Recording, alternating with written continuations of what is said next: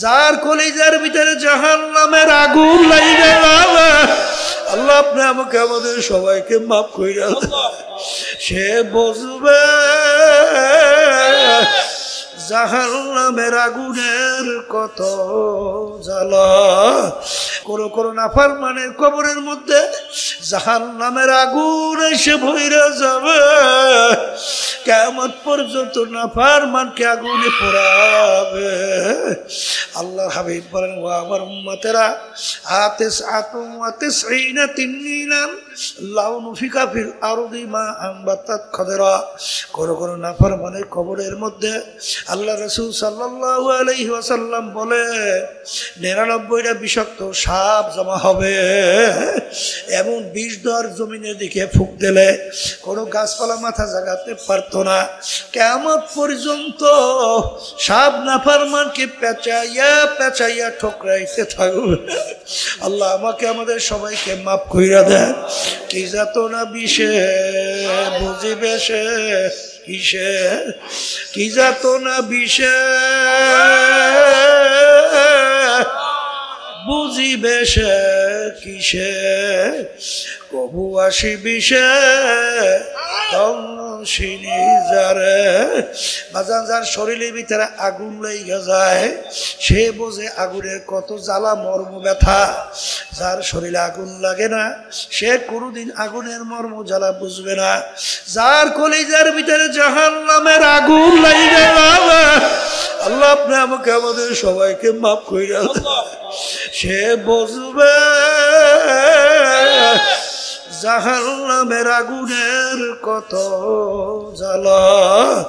এই জন্য আমার ভাষানদেরকে বলবো, আরে মুসলমান বলতেই মন চায় গুনার থেকে ফেরবে, নেকের কাজ করবে, কলবকে পরিষ্কার করবে, এরপর দুনিয়ার থেকে বিদায় নিয়ে মাওলার কবরে রওনা করবে। ওমর ফারুক রাদিয়াল্লাহু তাআলা আনহু এত বড় দেশের রাজত্ব করছিলেন। দেখেন তিনি খুতবা দিতেছিলেন মসজিদের মধ্যে, এক সাধারণ মুরব্বী সে দাঁড় হয়ে বলতেছেন, আমির আপনার খুতবা আমরা শুনবো না এই প্রশ্নের উত্তর না দেওয়া পর্যন্ত। চিন্তা করে দেখছেন অর্ধেক দুনিয়ার রাজত্ব যে চালায় তার খুতবা বন্ধ করে দেয়, প্রশ্নের উত্তর চাই। কি প্রশ্ন? আমির বললেন, কি প্রশ্ন? বলে, আমির আপনার গায়ে যে আমি জামা দেখছি এই জামা তো রিলিফের কাপড়ের জামা। রিলিফের কাপড় আমিও পাইছি, আপনিও পাইছেন, আমার কাপড় দিয়ে তো আমার পুরো জামা হয় নাই, কিন্তু আপনার কাপড় দিয়ে পুরো জামা হইল কিভাবে? অর্থাৎ বুঝাইতে চায় যে আপনি ক্ষমতায় ছিলেন, কাপড় বেশি নিয়েছেন। কথা বুঝে? এই আল্লাহর বান্দারা, আমি খুতবা বন্ধ করে বসে বসছি। তিনি বলতেছেন এই প্রশ্নের উত্তর দিবে আমার ছেলে আব্দুল্লাহ। আব্দুল্লাহ দাঁড় হয়ে গেছে, দাঁড় হয়ে বলতেছেন যে রিলিফের কাপড় আমিও পাইছি, আমার আব্বাও পাইছি। আমি দেখি আমার কাপড় দিয়ে আমার পুরো জামা হয় না, আব্বার কাপড় দিয়ে আব্বার পুরো জামা হয় না, তাই আমার কাপড়টাকে আমি আব্বাকে দান করছি। এখন এই দুইটা কাপড় মিলিয়া আমার আব্বার সুন্দর একটা জামা হয়েছে। এর নাম হলো মানুষ। আর বর্তমানে ঠিক মতো সাদা না দিলে পাথর মাইরে মারে। এই অফিসের টাকা যদি ভাড়া আনতে যায় মালিক, নির্মম ভাবে তাকে এইভাবে পিটাই হত্যা করে। সাংবাদিকরা যখন সত্য সংবাদ প্রকাশ করে তখন তাদেরকে মাইরে ফেলায়। তা এরা যদি ক্ষমতায় থাকে দেশ তো সুন্দরই চলে, হয় একেবারে সোনায় সোহাগা। হ্যাঁ, এই সদ্য যে আওয়ামী লীগ যে ফালাইল, সদ্য ভূমিমন্ত্রী শোনেন নাই, পত্রিকায় আসছে, বিভিন্ন মিডিয়ায় দেখেন নাই, প্রথম আলো পত্রিকার রিপোর্ট আসছে কি একার বাড়ির সন্ধান পাওয়া গেছে 3টা দেশের মধ্যে, 620টার মতো বাড়ি। কয়টা বাড়ি? আর কয়টা দরকার আল্লাহই জানে। 620টাই ওগুলো হয় নাই। এখন কত বাড়ি দরকার কে জানে। এইটা পাওয়া গেছে বিদেশের 3 দেশে, দাম প্রায় 5,700 এত কোটি টাকা। এই টাকা তো সব তার আব্বাই রেখে গেছে, তার দাদা রেখে গেছে না, তার বাপ দাদা রেখে গেছে, ওয়ারিশ সূত্রে পাইছে মিরাস। হ্যাঁ, ওই টাকাই তো বিদেশে বাড়ি করছে 620। এরা ক্ষমতার মসনদে চেয়ারে বসে আপনার আমার কষ্ট অর্জিত সম্পদ ওই ক্ষমতার চেয়ারে বৈশা এই টাকা পাচার কইরা ইটালি সহ বিভিন্ন জায়গায়, ওই যে কানাডায় বেগম পাড়া তৈরি করে। 5 বারেরা তামাম দুনিয়ার ভিতরে বিশ্বে চ্যাম্পিয়ন বানায়। এই জন্য তো আল্লাহ বলেন, যে জাতি নিজেদের ভাগ্যের পরিবর্তন জাতি না ঘটায়, ওই জাতির ভাগ্যের পরিবর্তন আমি রব্বুল আলামিন ঘটাই না, করি না।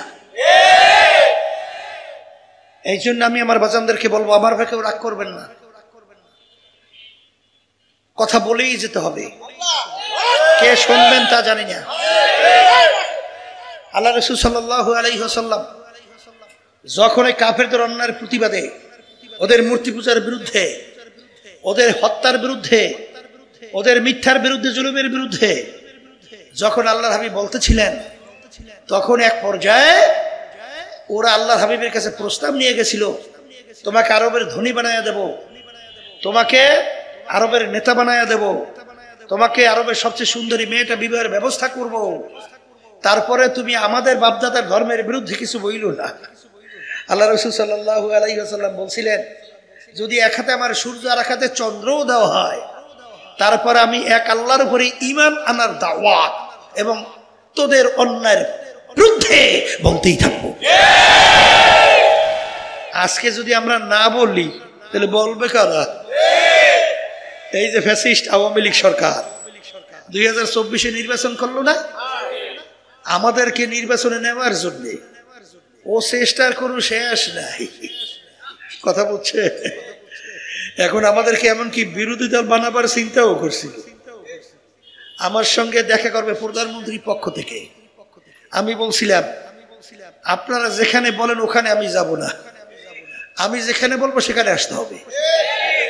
আসছিল, আসার পরে প্রস্তাব নিয়েছে এতগুলো সিট, এতগুলো এমপি আমাদেরকে দেবে এবং বানাইয়ে নেওয়ার দায়িত্বও নেবে। আমার কষ্ট লাগবে না, এমনি বলে পকেটের ভিতরে এমপি। কথা বুঝছে?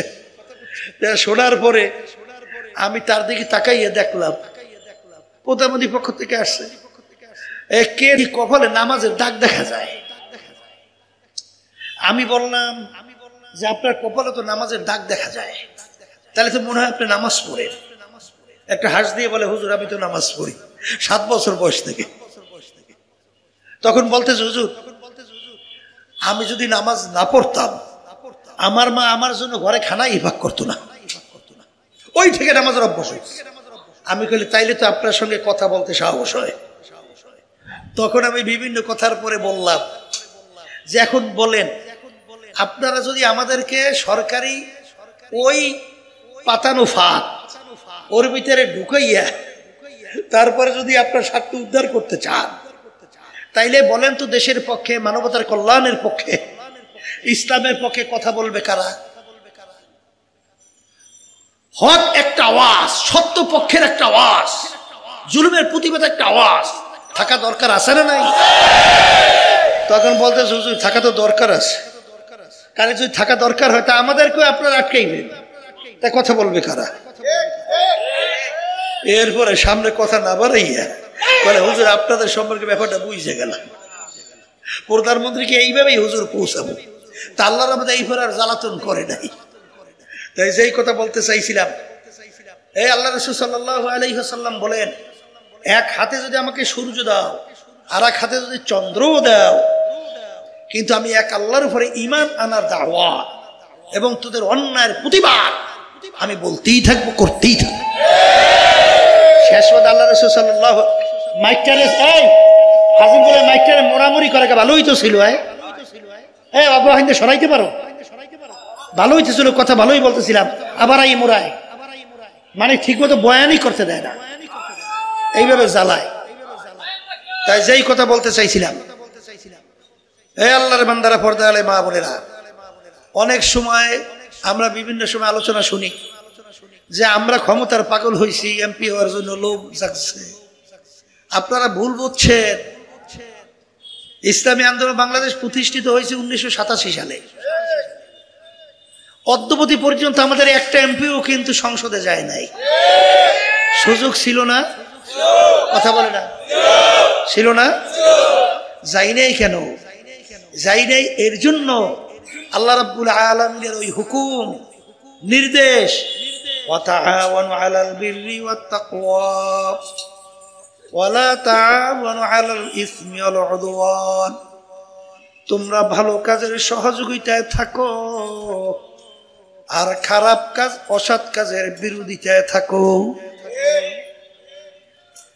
এই 53 বছর যারা দেশ পরিচালনা করলো, এদের ইতিহাস যখন আমরা পড়ি, দেখি, শুনি, এদের মাধ্যমে দেশটা একবার দুইবার নয় 5 বার তাম দুনিয়ার মধ্যে চোরের দিক থেকে ফাঁস বানাইছে। এদের আলোচনা করলে দেখি হাজার হাজার মায়ের কোল খালি করছে।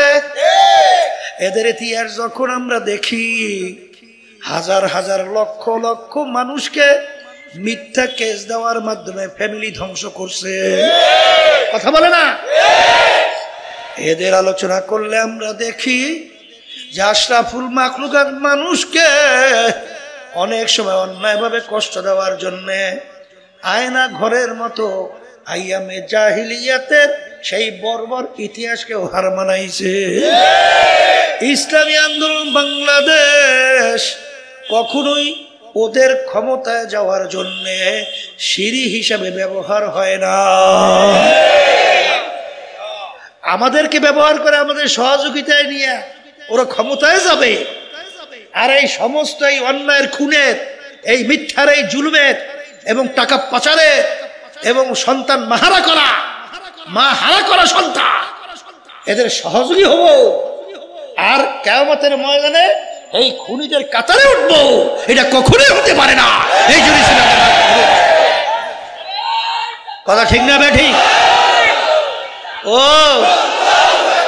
মনে করছেন আমরা বুঝি কিছু বুঝি রে না? সব আপনারা বুঝছে একেবারে শেষ। বুঝছেন তো ভালোই। এখন দেশকে সুন্দর করার জন্য এই যে জুলাই 2024, আপনারা জানেন এই হাজার হাজার মায়ের কোল যে খালি হলো, এত সন্তান পঙ্গু হলো, চক্ষু হারালো, একটা লক্ষ্য উদ্দেশ্য নাই? কথা বলে না? লক্ষ্য উদ্দেশ্যটা কি? বৈষম্য দূর হবে, এই দেশ স্বর্ণের দেশ হবে। এই লক্ষ্য নিয়েই তো মানুষ জীবন দিয়ে রাস্তায় নামছে, ঠিক কিনা? এখন আগের সেই নিয়ম পদ্ধতি অনুযায়ী যদি আবার সেই নির্বাচন হয়, আমরা কি টাকার তোরে ওদের কাছে কাছে ধারে কাছে যাইতে পারি? হ্যাঁ, আরে একদিনে যে সাদা পায় ও আমাকে বয়সেও তো ধারেও হয় নাই। কথা কয় না? কথা ঠিক না? ও সব আমার কিন্তু অনেক জানা আছে, আপনারা না জানো, আমি কিন্তু জানি। সারা দেশে আমি ঘুরি, শুনে আইছি যশোরে, খালি 5ই আগস্টের পরে ওই বর্মিয়ার বলে ফান্ডে পেরে 1,500 কোটি টাকার মতো খালি চাঁদা জমা হয়েছে। কথা বোঝেন কিছু বাংলা? হ্যাঁ, পানের দোকান থেকে বন্ধু সাদা, এরপরে আর কোনো জায়গায় বাদ আছে কিনা আমি জানি না। কথা বোঝেন নাই? আরে গু খালায়ও সাদা। সেই টাকা জমা করছে বস্তা ভরা। এই নির্বাচনে যখন সারবে তখন গুন্ডার অভাব আছে? আসতে কয় দেয় আছে অভাব? তোরা এই গুন্ডারা তখন যেই সেন্টার দখল করবেন না, বুঝলেন কেন? ও বাংলাদেশ ইতিহাস নাই তো? আছে না? এই জন্য আমরা বলছি যে এই দেশকে যদি বাঁচাতে হয়, এই দেশকে যদি সুন্দর করতে হয়, আর প্রতিটা ভোটারের যদি ভোটের মূল্যায়ন প্রয়োজন হয় এবং ফ্যাসিস্ট চরিত্রের সরকার যদি তৈরি না হয়, একমাত্র পদ্ধতি নির্বাচনের পিয়ার। প্রতিটা ভোটারের সেখানে কিন্তু কি হবে, মূল্যায়ন হবে। এককভাবে ক্ষমতায় যাওয়ার আর স্বপ্ন দেখা যাবে না। এককভাবে ক্ষমতায় গেলি তখন ধরাকে সরা জ্ঞান মনে করে না, তখন ওই সংবিধানকে বানায় ওটি বই যা বলে তা করে, কথা ঠিক কিনা, নিজের স্বার্থে দলের স্বার্থে। এই জন্য আমরা বলছি এই পদ্ধতিতে নির্বাচন হওয়া লাগবে। তখন এক শ্রেণীর বলে না পিয়ার খায় না মাথায় দেয়, হ্যাঁ পিয়ার খায় মাথায় দেয়। আরে পিয়ারের মাধ্যমে দেশ সুন্দর হয়। 91 দেশের মধ্যে এই পদ্ধতি আছে, আছে না? খায় না মাথায় দেয়, এইটা বোঝে না। এই জুলাইয়ের চেতনাও এরা বোঝে নাই। এই জুলাইয়ের চেতনা না বোঝার কারণে আজকে যাচ্ছেন ঢাবির মধ্যে নির্বাচনে কিভাবে অপমানজনক কলঙ্ক রচিত হয়েছে। সামনে যদি না বুঝে এই কলঙ্ক আরো বাড়তে থাকবে। কারণ আপনারা যা বোঝেন অত কিন্তু এখন বাংলাদেশের মানুষ বোঝে না। মানুষ বোঝে এতটুকু, এখন আমাদের দেশ সুন্দর করার জন্য আর সাদাবাজি আর টেন্ডারবাজি এসে এই ঘাট দখল এবং বিভিন্ন এই মাতুকবাড়ি জরদারি আর ওই গুন্ডামি, এদের কাছে দেশ নিরাপদ না। আমার পক্ষে রাগ করিয়েন না, আমি কিন্তু মাপসাই লইলে বাগি, কিন্তু কথা কিন্তু বইলে যাব। শোনেন বা না শোনেন তা জানি না, রাগ করিয়েন না, গায়ে পড়লেও রাগ করিয়েন না। আমাদের কিন্তু আল্লাহর রহমতে, আপনাদের দোয়ায় ওই এমপি টিএমপির আল্লাহর রহমতে চিন্তা ও লোভ আল্লাহর রহমতে, আল্লাহর রহমতে নাই। এই দেশে জন্মগ্রহণ করছি, হুব্বুল ওয়াতান মিনাল ঈমান, এই দেশের একটা মহব্বত থাকতেই হবে, ঈমানের অংশ। এই দেশ নিয়ে আমার চিন্তা করা লাগবে না, আপনার করা লাগবে না, নালে দেশ নিয়ে চিন্তা করবে কারা? দেশে চিন্তা করবে বিদেশি এলারা। আমাদের কি করতে হবে? এই জন্য কথাগুলো বলছি, রাগ করলে মাফ চাই। তাই যেই কথা বলতে চাইছিলাম, ওয়ালাকাদ কাররামনা বানি আদম, যখন আপনার কলবটা পরিষ্কার হবে তখন দেখবেন আপনি আপনার নিজের কাছে নিরাপদ, আপনার কাছে আপনার পরিবার নিরাপদ, আপনার কাছে সমাজ নিরাপদ, আপনার কাছে রাষ্ট্র নিরাপদ, আপনার কাছে বিশ্ব আন্তর্জাতিকভাবে সব নিরাপদ। কথা ঠিক না ঠিক? এই জন্য আমার বাজানদেরকে বলবো, পর্দালে মা বোনরা যারা শুনতেছেন, আমি কথা বেশি লম্বা না বইলা আমি সংক্ষেপে এতটুকুই বলবো যে আল্লাহ রাব্বুল আলামিন আপনাকে আমাকে আশরাফুল মাখলুকাত বানাইছেন এবং আশরাফুল মাখলুকাত হওয়ার জন্য আল্লাহ রাব্বুল আলামিন আপনাকে আমাকে শক্তি দান করছেন। দুইটা রাস্তা দেখাইয়া ওয়াহাদাইনাহুম নাজদাইন, দুই রাস্তা আল্লাহ দেখাইছেন, একটা খারাপ একটা ভালো। আপনি ইচ্ছা করলে ভালো রাস্তায় চলতে পারেন, তাইলে আপনি আশরাফুল মাখলুকাত হবেন এবং আশরাফুল মাখলুক হিসাবে আল্লাহর কাছে আপনি গণ্য হবেন, আল্লাহর কাছে গ্রহণযোগ্যতা লাভ করতে পারবেন এবং আপনি দুনিয়াতেও সম্মানিত হবেন, আখিরাতেও সম্মানিত হবেন। হারামে কিন্তু আরাম নাই, হারামে কি নাই? আবার বলেন না, হারামে কিন্তু আরাম নাই। আজ পর্যন্ত কেউ পায় নাই, কেউ কোনোদিন পাবে না, পাবে। তাহলে আশরাফুল মাখলুকাত হওয়ার জন্য আমি আমার ভাইদেরকে বলবো, ওয়াকুনু মা'আস সাদিকিন, তোমরা সাদিকিন বান্দাদের সঙ্গী হও। সুহবাতে সালেহ তোরা সালেহ কুনাদ, সুহবাতে তালেহ তোরা তালেহ কুনাদ। এক জামানা সোহবতে বা আউলিয়া, বেহতর আসদ সালে তাআত বেরিয়া।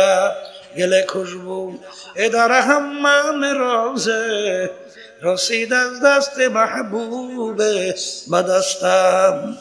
মাটির চাকার থেকে গোলাপ ফুলের ঘেরান আসে। হে মাটির চাকা, তুমি কোনো গোলাপ ফুল না, কোনো মিশক আম্বার না, কোন সুগন্ধি পরিচয় দাও। মাটির চাকা বলে আমি কোনো মিশক আম্বার, কোনো গোলাপ ফুল কিছুই না, আমি একটা মাটির চাকাই। তোমার থেকে এত সুন্দর কেন ঘেরান আসে? মাটির চাকা বলে আমার সঙ্গে একটা গোলাপ ফুল ফুইটা আমার সঙ্গে লাইগা ছিল। ওই গোলাপ ফুলের ঘেরান আমার ভিতরে ঢুকতে ঢুকতে এখন আমি সাধারণ মাটির চাকা নাই, আমি একটা গোলাপ ফুলে পরিণত হয়ে গেছি। এই আল্লাহর বান্দারা, প্রত্যেকটা মানুষ কিন্তু চায় সে যেন ভালো হয়, আহারে সে যেন ভালো মানুষ হয়। বাপ মাও চায় আমার সন্তানরা যেন ভালো হয়। এবং প্রত্যেকটা মানুষ, অনেক খারাপ মানুষ আমাদের কাছে আইসা দোয়া চায়, হুজুর আমাদের জন্য একটু দোয়া করেন, আমি যেন একটু ভালো হইতে পারি। সে নিজেও বোঝে আসলে সে ভালো না, তাইলে ভালোর জন্য দোয়া চায়, পারে না কেন? পারার জন্য আমার মালিকের হুকুম পালন করা লাগবে। আমার মালিক বলেন ওয়াকুনু মা'আস সাদিকিন, তোমরা সাদিকিন বান্দাদের সঙ্গী হইয়া যাও। কার সঙ্গী? জোরে বলেন, জোরে বলেন, আবার জোরে বলেন। আপনি যদি মিথ্যুকদের সঙ্গে চলাফেরা করেন, বেয়াদবের সঙ্গে চলাফেরা করেন, বাজান রে দেখবেন কিছুদিনের ব্যবধানে ওই ছাত্র শিক্ষকের সামনে বেয়াদবি করতেও চিন্তা করে না। কথা বলে না? জোরে বলেন, কথা ঠিক হবে ঠিক। আর আদবওয়ালা কাকে বলে? আল আমরু ফাওকাল আদব। আদব হলো কথা মানা, হলো সবচেয়ে বড় আদবের ভিতরে বড় আদব। কথা বলে না? জোরে বলেন, কথা ঠিক কিনা? এই জন্য আমার বাজানদেরকে বলবো, বাজান বাংলাদেশে কত ঘটনা আমরা জানি। বড় বড় লেভেলের অফিসার ওদের সামনে যাইয়া ওই সুটকা মুটকা টেবিলের উপরে পাও উঠাইয়া এইবার পাও নাড়ায়। আবার বড় বড় সম্মানিত অফিসার এত বড় যোগ্যতা সম্পন্ন তাদের সামনে যা মনে করে তা ব্যবহার করে। কি জোরে বলে, কথা ঠিক কিনা? এই চরিত্রবান কেন হইল? ওই চরিত্রবান লোকদের সঙ্গে চলাফেরা করার কারণে। না ভুল বলছি? না ভুল বলছি? আর যখন আপনি ভালো লোকের সঙ্গে চলবেন তখন দেখবেন যে আপনার চালচলন কথাবার্তা আপনার এত সুন্দর, আপনার কথা আপনার চালচলনের কারণে তখন ওস্তাদ আপনার জন্য দোয়া করে, তখন পড়শিরা আপনাদের জন্য দোয়া করবে, তখন বাপমা দোয়া করবে, আর এলাকার মুরব্বী যুবকরা দোয়া করবে। এমনকি তার বিরহে বেদনায় আসমান পর্যন্ত কান্দে। জোরে বলো, কথা ঠিক না বেখি? এই আল্লাহর বান্দারা সরফুল মাকানে সরফুল মাকির। বাজান জাগার সম্মান বাড়ে ব্যক্তির সম্মানের কারণে। এই জোরে বলো, কথা ঠিক কিনা? এই যাইয়ে দেখো সিলেট বাজান এত পণ্যভূমি কেন হইল? সেখানে এমন এক সম্মানিত ব্যক্তি ঘুমায় আছে, যেই ব্যক্তির নাম হলো শাহজালাল রহমাতুল্লাহ আলাইহি, শাহপরান রহমাতুল্লাহি আলাইহি। বাজান যাইয়া দেখো সরমনায় জমিনটা এত কেন সম্মানিত হলো? ওখানে ঘুমায় আছে আহসানুল্লাহ সাহেব রহমাতুল্লাহ আলাইহি, ইসহাক সাহেব রহমাতুল্লাহি আলাইহি, ফজলুল করিম রহমাতুল্লাহি আলাইহি। দেখতে তোমার মতো দুই চক্ষু বিশিষ্ট মানুষ, দেখতে তোমার মতো দুই হাত বিশিষ্ট মানুষ, দেখতে দুই পা বিশিষ্ট মানুষ, কিন্তু বাজান রে তাদের সম্মানে আজকে মাটি জমিন পর্যন্ত সম্মানিত। আল্লাহ হাবিব ঘুমায় আছেন, আল্লাহু আকবার, মদিনা শরীফ রওজা পাকের মধ্যে, যার সম্মানে আজকে মদিনা তাম দুনিয়ার মানুষের কলিজার মধ্যে মদিনা। কেন? ওখানে এমন এক আল্লাহর বান্দা ঘুমায় রয়েছে, যার সম্মানের কারণে আজকে মদিনা সম্মানিত হয়ে গেছে। জোরে বলেন, কথা ঠিক না ঠিক? বাজার যাইয়া দেখবেন পটুয়াখালী জেলায় হারে মির্জাগঞ্জ থানায় ইয়ারউদ্দিন সাহেব রহমাতুল্লাহ আলাইহি, তিনি একজন সাধারণ দোকানদার ছিল, আর নদীর কিনারায় ঘুমায়া রয়েছে। বছর খানিক কম বেশি আগে আমি স্পিড বোর্ডে তার কবরের পাশ থেকে যাইতেছি, হঠাৎ দেখি স্পিড পরিচালনা করতেছে, হঠাৎ ওখানে স্পিড বোর্ড থামায়া দিয়া তারপর কিছুক্ষণ পর আবার চালু করছে। তাকাইয়া দেখি ইয়ারউদ্দিন সাহেব রহমাতুল্লাহি আলাইহি ওই নদীর কিনারায় ঘুমায় আছে। আজকে তার সম্মানের কারণে বাজার লঞ্চ স্টিমার চালক পর্যন্ত থামাইয়া সম্মান কইরা তারপর সামনে যাওয়া লাগে। এমন জীবন তুমি করো হে গঠন, মরণে হাসিবে তুমি কাঁদিবে ভুবন। কোন জীবন তুমি গঠন করলা? তুমি দুনিয়া থেকে বিদায় হওয়ার পরে তোমাকে মানুষ কি ভালো বলবে না মন্দ বলবে? তোমার জন্য দোয়া করবে না বদদোয়া করবে? আর এক শ্রেণীর মানুষ দুনিয়া থেকে বিদায় হয়, তখন তাদের জন্য দোয়া করে আর দুই চোখের পানি ফেলাইয়া মালিকের দরবারে কান্দে আর বলে, মালিক, মালিক রে, তার দরজা বেহেশতের মধ্যে বলন্দ করে দাও, তার রুহানি ফয়জ বরকত আমাদেরকে নসিব করো। এমন জীবন তুমি করো হে গঠন, মরণে হাসিবে তুমি, কাঁদিবে ভুবন। হে দুনিয়াদার পাগল আমার বাবারা, হে বাংলাদেশের রাজধানী ঢাকাবাসী আমার বাবারা, হে চকের ব্যবসায়ী বাবারা, বাংলাদেশের ভিতরে উল্লেখযোগ্য ব্যবসায়ী চকের ভিতরে আল্লাহু আকবার এখানে বসবাস করেন। আমি বাজানদেরকে বলবো, ধনী বাবাদেরকে বলবো, ক্ষমতা সম্পন্ন বাবাদেরকে বলবো, মাঝে মাঝে একটু চক্ষু বন্ধ করিয়া বাজান ইতিহাস পড়ো, পর্যালোচনা করো, চিন্তা করো, মোরাকাবা করো। তারপর দুনিয়ার থেকে বিদায় নিয়ে কবরে রওনা করো। তামাম দুনিয়ার মোট 4 জন রাজত্ব করছিল, এর ভিতরে 2 জন মুসলমান, 2 জন অন্য জাতি। একজন মুসলমান বাদশাহ ইস্কান্দার বা সেকান্দার বাদশাহ ইন্তেকালের আগে ওসিয়াত করলো, আমার মৌতের পরে গোসল করাবা, কাপড় পরাইয়া খাটের ভিতরে উঠাবা, হাত দুইটা বাহিরে রাইখা শহরটাকে ঘুরাইয়া তারপর আমাকে দাফন করবা। তিনি দুনিয়া থেকে বিদায় হওয়ার পরে গোসল করাইয়া কাপড় পরাইয়া খাটের ভিতরে উঠাই হাত দুইটা বাহিরে রাইখা শহর ঘুরায়। যারা বুঝে না বলে, দেখছ বাদশাহ জীবন আমাদের থেকে খাজনা এবং ট্যাক্স নিল, এখন মরার পরেও কেমন হাত পাইতে আছে, মনে হয় যেন খাজনা এবং ট্যাক্স চায়। বিজ্ঞ আলেমরা বলে, বোকারা বুঝো নাই, বাদশাহ সেকান্দার ইন্তেকালের আগে ওসিয়াত করছিল মৌতের পরে হাত বাহির রেখে ঘুরাইয়া দাফন করার জন্যে। তিনি তামাম দুনিয়ার মানুষকে বুঝাতে চায়, ও তামাম দুনিয়ার মানুষেরা, বাদশাহ সেকান্দারের মতো বাচ্চা হারে দুনিয়া তামাম দুনিয়ার বাদশাহী করলো, এত বড় বাদশা মনে হয় দ্বিতীয় আর কেউ হইতে পারবি না। কিন্তু যখন আমি কবরে রওনা করলাম, একেবারে 2টা খালি হাত, আর কিছু দিতে পারলাম না, সব দুনিয়া পইরা রইছে, আমি খালি হাতে কবরে রওনা করলাম। ঠিক বড় লোক আমার বাবাদেরকে বলবো, এমন জীবন তুমি করো হে গঠন, মরণে হাসিবে তুমি, কাঁদিবে ভুবন। আর টাকা কার জন্য রাইখা যাও, সম্পদ কার জন্য রাইখা যাও, আরে এত বড় বড় মেয়াগিরি কার জন্য রাখো? মাঝে মাঝে মনকে বুঝাও।